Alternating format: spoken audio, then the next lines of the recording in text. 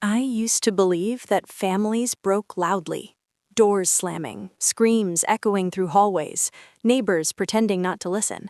That's how movies showed it. And as a kid, I thought that was the only way things fell apart.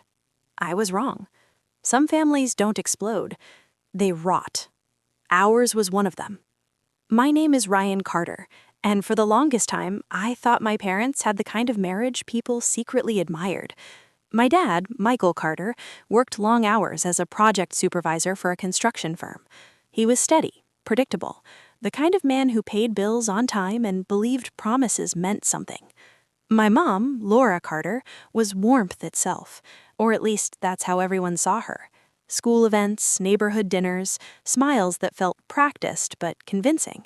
She knew everyone's birthdays, everyone's problems, and she always said the right thing at the right time. Together, they looked unbreakable. That illusion lasted until I was 14. The house itself didn't change much. Same cream-colored walls, same couch with the small tear on the left cushion, same family photos lining the hallway, birthdays, vacations, forced smiles frozen in frames. But the air changed. At first, it was subtle, a feeling more than a fact, like walking into a room where an argument had just ended. Voices gone, tension still hanging. My mom started locking her phone. That might sound small, but in our house it was strange. She used to leave it anywhere. Kitchen counter, bathroom sink, couch cushions. Now it never left her side. Screen always faced down, password changed. She smiled just as before, but her laughter came quicker and faded faster, like a reflex she hadn't fully committed to. My dad noticed too. He just didn't say it out loud. Dinner conversations became shorter. Not colder, just thinner. Like there was less substance behind every word. My dad still asked about my school, my mom still nodded and listened, but their eyes rarely met. I started staying up later than usual, pretending to study while actually listening. You hear things at night you're not supposed to. My mom pacing softly in the living room, the low murmur of her voice on the phone, always quiet, always careful. One night, I heard her laugh. Not the polite laugh she used with neighbors, a real one. It stopped suddenly, like she'd remembered where she was. That was the first time a thought crossed my mind that made my stomach twist. What if my family wasn't what I thought it was? I pushed the idea away. Kids do that. We protect our version of reality because we don't know how to survive without it. But reality doesn't care what you're ready for. A few weeks later, my dad came home early. That almost never happened. He usually walked in around 7:30, tired but calm. That day, he came in at 5:10. I was in the living room. My mom wasn't. "She out?" he asked, casually, loosening his tie. "Grocery store, I think," I said. He nodded, but something in his face tightened. Not suspicion, worry. "She's been going out a lot lately," he said, more to himself than to me. I shrugged. Maybe she's just busy. He smiled at me then, a tired, grateful smile. Yeah, probably. But later that night, I heard them talking in their bedroom. Not arguing, whispering. "I feel like you're not here anymore," my dad said. "I'm right here," my mom replied quickly. "No," he said, "you're not." Silence. Then my mom sighed. "You're overthinking everything, Michael." That sentence would haunt me for years, because it was the sentence people used when they wanted to end a conversation without ending a lie. Things escalated quietly after that. My mom started caring more about how she looked when she left the house. New clothes, new perfume, gym memberships she never used before.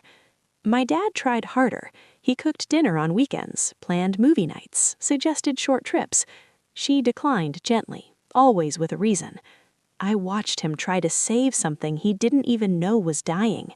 And then came the moment that changed everything. I was working on a school project when my laptop died. My mom offered hers without hesitation. "Just don't mess with anything," she said lightly. I didn't plan to. I really didn't. But while researching, a message popped up in the corner of the screen. "Can't stop thinking about last night." My heart skipped. I stared at it, frozen, like if I didn't move it would disappear. It didn't. Before I could stop myself, I clicked. And in that single, irreversible second, My family ended. There were messages stretching back months, conversations filled with affection, frustration, longing, photos that made my face burn, plans whispered between two people who were pretending to be loyal somewhere else. The man's name was Evan. I closed the laptop slowly like I was handling something explosive. My hands were shaking. My mom wasn't just cheating, she was living another life. That night, I lay in bed staring at the ceiling, listening to my parents move around the house like strangers sharing a space. I didn't know what to do. Tell my dad and destroy him? Stay silent and become complicit? No one prepares you for the moment when your parent becomes human in the worst possible way. I learned something important that night. When a parent betrays the family, the child doesn't just lose trust, they lose safety. And I was about to find out how deep that loss really went. I didn't sleep that night. I lay there staring at the ceiling fan as it cut the air into slow, useless circles, replaying the messages over and over in my head like a broken recording. Every sentence I'd read carried a weight I wasn't old enough to carry, yet somehow it was already mine. By morning, my eyes burned, but I got up anyway. Routine was the only thing holding the house together, and none of us knew it yet. My mom moved through the kitchen like nothing had happened. Coffee brewing, toast popping, her hair pulled back neatly. She even smiled at me. "Big test today, right?" she asked. I nodded, afraid my voice would betray me. My dad came in a few minutes later, tie half knotted, sleeves rolled. He kissed her cheek out of habit. She leaned into it just long enough to look normal. I watched that moment more closely than anything I'd ever watched before. It felt staged.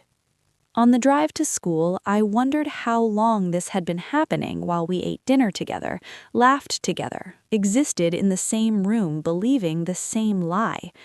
I wondered if my dad had ever kissed her after she'd been with Evan. The thought made my stomach turn. At school, I couldn't focus. Words on the board blurred, friends talked around me like they were underwater. I nodded, laughed when I was supposed to, answered questions on autopilot. Inside, something heavy was settling into place. That afternoon, I went straight home instead of stopping by a friend's house like I usually did. My mom was there already, sitting at the dining table with her laptop. She looked up, surprised. "You're home early." "School let out early," I lied. She nodded, accepting it easily. Lies were clearly not hard for her anymore. I went to my room and closed the door, but I didn't turn on the light. I sat on my bed and stared at the floor, trying to decide who I was supposed to be now. A son? A witness? An accomplice? The house was quiet until my dad came home. I heard the front door open, his keys hit the counter, the familiar sound of his shoes being kicked off near the door. Normal sounds from a life that wasn't normal anymore. That night, my mom announced she was going out with friends. Again. My dad looked up from his plate. "Again?" she said, irritation flashing across her face before she smoothed it out. "It's just dinner." "With who?" he asked. She shrugged. "People from the gym." The lie was so casual it scared me. He nodded slowly, but I could see it, the doubt finally taking shape behind his eyes. "Be careful," he said. "I always am," she replied. The door closed behind her. My dad stared at his food for a long moment. Then he put his fork down. "Ryan, can I ask you something?" My chest tightened. "Okay." He said, "You've been quieter lately. Is everything all right?" I looked at him, really looked. The lines on his face were deeper than they used to be. His shoulders slumped just a little more than before. This was a man who trusted his world completely, and that trust was about to crush him. I could end it right then. I could tell him everything and let the truth explode through the house, burn everything to the ground. But I didn't. "Just school stuff," I said. He smiled weakly. "Yeah, that makes sense." That smile was worse than anger would have been. That night, I heard my mom come home late, much later than dinner would have taken. I heard her shower, humming softly like she used to years ago. I sat in bed, fists clenched, realizing something terrifying. She was happier now. Over the next few weeks, I lived 2 lives. In one, I was the normal teenage kid, school, homework, friends, jokes. In the other, I was constantly watching, listening, measuring every word and movement in my own house. My mom's phone never left her hand. She smiled at messages she never shared. She picked fights with my dad over nothing: dirty dishes, forgotten errands, imagined slights. He apologized every time. The imbalance made me sick. One afternoon, my dad came home early again. I was in the living room when he walked in, holding a small gift bag. He said, "I thought we could go out tonight. Just the 2 of us. Dinner." My mom froze. "I already have plans," she said.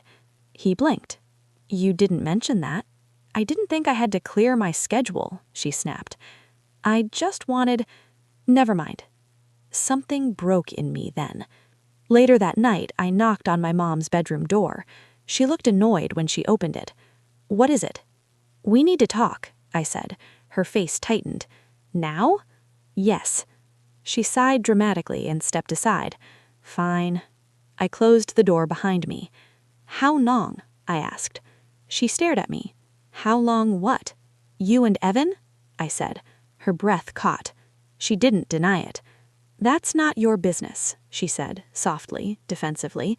"It became my business when you made me lie to Dad," I said, my voice shaking despite myself. She sat down on the edge of the bed. "You don't understand." "Then explain it," I said. She rubbed her temples. "Your father and we've been unhappy for a long time. Evan makes me feel seen." "What about Dad?" I asked. She looked away. "Your father doesn't listen." That's when I lost it. "He listens to you all the time. He's trying. You just stopped caring." She looked at me like I'd slapped her. "You're too young to judge me," she said, sharply. "I'm old enough to know this is wrong," I shot back. Her eyes filled with tears, but they didn't move me. "Please," she said, quietly, "don't tell him, not yet." "Why?" I asked. "So you can keep hurting him?" "So we don't destroy everything," she whispered. Everything was already destroyed. I walked out of her room without another word. The next morning, my dad found the receipt. It was crumpled in the pocket of my mom's jacket. Hotel name, date, room number. He stared at it for a long time, standing in the kitchen while I watched from the hallway. When he finally spoke, his voice was barely there. "Ryan, do you know what this is?" I nodded. He closed his eyes. "How long have you known?" he asked. The guilt hit me like a punch to the chest. "A while," I said. He didn't anger. That was the worst part. He sat down heavily at the table, folded the receipt carefully, and placed it in front of him like evidence. "Why didn't you tell me?" he asked. I swallowed. "I didn't want to hurt you." He looked at me, Ben, eyes glassy. "You wouldn't have hurt me. She did." When my mom came home that evening, the house felt like a crime scene. My dad held up the receipt. She didn't deny it, didn't scream, didn't even cry at first. She said, "I was going to tell you." "When?" he asked. She didn't answer. The argument that followed wasn't loud. It was slow, brutal, and final. Years of resentment poured out in controlled sentences. My dad never insulted her, never raised his voice. That somehow made it worse. "I trusted you," he said. She cried then, hard. "I never meant to hurt you." "But you did, every day," he replied. By the end of the night, he packed a bag. Not dramatically, not angrily, just quietly, like a man leaving a place he no longer belonged. Before he left, he hugged me tightly. "This isn't your fault," he said in my hair. "None of it." But it felt like it was. As the door closed behind her, my mom collapsed onto the couch, sobbing. I stood there, numb, realizing something I'd carry for the rest of my life. Cheating doesn't just end marriages, it forces children to grow up overnight. And the hardest part wasn't that my family was broken, it was that I knew, deep down, It never had to be. When my dad left, the house didn't feel empty right away. At first, it felt frozen, like everything was holding its breath, waiting for him to come back through the door and say this had all been a misunderstanding. His mug was still on the counter, his jacket still hung by the door, his boots were still lined up neatly, toes pointing forward like he might need them again in the morning. My mom didn't touch any of it. Neither did I. The first night without him, I heard her crying through the walls. Not the dramatic sobbing she'd shown during the confrontation, but something smaller, rawer, regret mixed with fear. I lay awake listening, feeling a twisted combination of anger and pity. I hated her, and I hated myself for still loving her. The days after blurred together. My dad stayed with a coworker at first, then found a small apartment across town. He called every night, asked about school, asked if I was eating. He never asked about my mom. That silence said more than any words could. My mom, on the other hand, tried to act like things could still be normal. She cooked dinner, asked about my classes, told me stories about her day, but there was a desperation in her voice now, like she was trying to hold on to me because everything else was slipping away. I answered politely, briefly. I didn't know how to look at her anymore. 2 weeks later, the divorce paperwork arrived. It came in a plain envelope, no dramatic stamp or bold lettering, just quiet official confirmation that our family was now a legal process. My mom opened it at the kitchen table. Her hands shook as she flipped through the pages. "He's really doing this," she whispered. I wanted to scream that she'd already done it first. Instead, I said nothing. The lawyer meetings began after that. I stayed with my dad most evenings, sleeping on a mattress on the floor of his apartment. He apologized for it constantly. "I'll get a bed soon," he said. "It's fine," I told him. And it was, because there was peace there. Sadness, yes, but not tension, not lies. One night, while eating takeout on the floor, he finally said what had been weighing on him. "Your mom says it was a mistake," he said carefully. I laughed bitterly. Months of messages and hotel rooms aren't a mistake. He nodded slowly. "I know." "She wants you back?" I asked. He didn't answer right away. "She wants forgiveness. I don't know if that means the same thing." I looked at him. "Are you thinking about it?" He sighed deeply. "I think about the life we built. I think about you." My chest tightened. "I don't want you staying because of me." He looked surprised. "Ryan, I want you to be happy, not stuck." He studied my face for a long moment, then nodded. "You're a lot stronger than you should have to be." That was the night I realized something painful. The roles had reversed. I wasn't being protected anymore. I was protecting him. Back at my mom's house, things got worse. She stopped pretending eventually. Her smiles faded, her patience thinned. She started drinking wine every night, 1 glass at first, then 2, then more. The house grew messier. Dishes piled up, laundry went untouched. Evan's name started coming up again. "He understands me," she said once, defensively, when she noticed my expression. "He understood you while you destroyed your family," I replied coldly. She flinched. "You don't have to punish me forever." "I'm not punishing you. I'm reacting." That shut her up. The custody arrangement was decided quickly. I chose to live primarily with my dad. My mom cried when she heard. Not quietly. She begged me to reconsider, told me she needed me, told me she couldn't do this alone. "You weren't alone when you chose him," I said. The words came out sharper than I intended, but once spoken, they couldn't be taken back. Something broke in her eyes that day. Guilt, maybe, or the realization that consequences weren't temporary. As months passed, my relationship with her deteriorated further. Conversations turned into arguments, arguments turned into silence. When Evan finally came over while I was home, I left without saying a word. I stayed away for weeks after that. My dad never badmouthed her, never used her mistakes as a weapon. He just rebuilt his life quietly. New routines, longer walks, healthier habits. I watched him heal. My mom didn't. She called more often, texted apologies, promised change, promised therapy, promised everything. But trust doesn't reset just because someone feels sorry. One night, she showed up at my dad's apartment unannounced. I was there. She looked thinner, tired, her eyes red. "She needs to talk to you," she told him. He stepped outside with her. I watched from the window. She cried. He listened. She reached for him. He gently stepped back. When he came back inside, his face was calm, but firm. "She wants another chance," he said. "And?" I asked.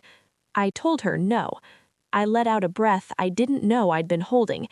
"I forgive her," he continued, "but I can't be married to her anymore." That sentence changed how I saw forgiveness forever. Forgiveness didn't mean going back. It meant moving forward without hate. Years later, I would understand just how important that distinction was. My mom eventually moved out of the house, sold it, started over somewhere smaller. Evan disappeared from her life not long after. Apparently, the excitement faded once the damage was done. Funny how that works. I still see her on holidays. We talk, carefully. There's love there, but it's fractured, reshaped by things that can't be undone. My dad remarried when I was in college, a woman named Claire. Kind, honest, steady. Watching them together didn't hurt like I thought it would. It healed something. If there's one thing I learned from all of this, it's this. Cheating doesn't end with an affair. It echoes. It changes children, rewrites trust, forces maturity before it's time. And the saddest part? The person who cheats never fully understands how many lives they fracture until everyone else has already learned how to live without them. Time as a strange way of sanding down sharp memories without ever fully erasing them. I was 27 when I finally understood that. By then, my life looked stable from the outside. College finished, a steady job in digital marketing, a small apartment with clean lines and neutral colors, nothing that carried history, nothing that could break. People called me calm, rational, mature. They didn't know that calm was something I'd learned the hard way. My dad and I talked every week, sometimes about work, sometimes about nothing at all. He sounded lighter these days. Claire fit into his life like something that had always been missing but never named. I was genuinely happy for him, and that surprised me at first. I used to think seeing him love again would reopen wounds. Instead, it stitched some of them shut. My mom and I existed in a careful truce. She lived in a quiet suburb now, worked part-time at a local nonprofit, and volunteered on weekends. From a distance, she looked like someone rebuilding herself, and maybe she was. But there was always a pause when we spoke, a hesitation, like we were both afraid of saying the wrong thing and shattering what little piece we'd managed to assemble. One afternoon, she asked if I wanted to get coffee, just the two of us. I almost said no out of habit, but something in me, older, steadier, said yes. The cafe was small and bright, filled with low music and conversations that weren't ours. She arrived early, already seated, hands wrapped around a mug she wasn't drinking from. "You look tired," she said softly. "So do you," I replied. We smiled at the same time, awkward, familiar. For a while, we talked about safe things, work, weather, a book she was reading. Then silence settled between us, heavier than before. "I think about it every day," she finally said. I didn't ask what she meant. "I know you don't believe that," she continued quickly, "but I do. I think about how much I hurt you, your father, how I broke something I can't fix." I watched her carefully. No defensiveness, no excuses, just truth. "I don't need you to forgive me," she said. "I just need you to know that I see it now." I took a slow breath. "For a long time," I said, "the worst part was the cheating. She nodded, bracing herself. But it wasn't. It was how alone it made me feel, knowing the truth and having nowhere to put it, being a kid and suddenly carrying adult damage. Her eyes filled with tears. She didn't interrupt. I grew up faster than I should have. I learned how to read people too well, how to leave before being left, how to stay in control instead of staying connected. "I'm so sorry," she whispered. "I know," I said, and for the first time, I really meant it. That conversation didn't heal everything, but it shifted something. I stopped seeing her only as the woman who betrayed my father and started seeing her as someone who made a catastrophic choice and spent years living inside its consequences. Understanding didn't erase pain, but it softened the anger. A year later, I fell in love. Her name was Emily. She was direct in a way that startled me, honest to the point of discomfort. She asked real questions and expected real answers. When things felt off, she said so. When she was scared, she admitted it. The first time we argued, my chest tightened like it used to when I was 14. I waited for the lie. It didn't come. She stayed, talked, listened. That night, I realized how deeply my parents' marriage had shaped my idea of love, not by what it was, but by what it lacked at the end. I told Emily everything, eventually. She didn't flinch. "That explains a lot," she said gently. "Is that a bad thing?" I asked. She shook her head. "It means you care. You just learned it through pain." We built something slow, careful, transparent. No secret phones, no half-truths. I chose that on purpose. On my 30th birthday, my parents were in the same room for the first time in years. Not together, just present, separate lives intersecting briefly for mine. There was no tension, no bitterness, just distance that had learned how to coexist. As I looked at them, I felt something unexpected. Closure. Not the dramatic kind, not the cinematic forgiveness or tearful reunion, just the quiet knowledge that the story no longer controlled me. If I could say one thing to the kid I was back then, sitting in the dark with a secret too big for his age, it would be this: you will survive this. You will learn the difference between love and loyalty. You will understand that forgiveness is not weakness, and boundaries are not cruelty. And, most importantly, you will not repeat the damage that shaped you, because pain can either define you or teach you. And I chose the second.